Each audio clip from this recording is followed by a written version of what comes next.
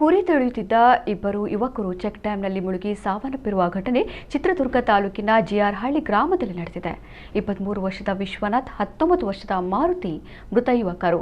ಜಿಆರ್ಹಳ್ಳಿ ಗ್ರಾಮದ ಬಳಿ ಇರುವ ಚೆಕ್ ಡ್ಯಾಂನಲ್ಲಿ ಮುಳುಗಿ ಯುವಕರು ಮೃತಪಟ್ಟಿದ್ದು, ಇಬ್ಬರಿಗೂ ಈಜು ಬಾರದ ಹಿನ್ನೆಲೆ ಈ ದುರಂತ ಸಂಭವಿಸಿದೆ ಎನ್ನಲಾಗಿದೆ.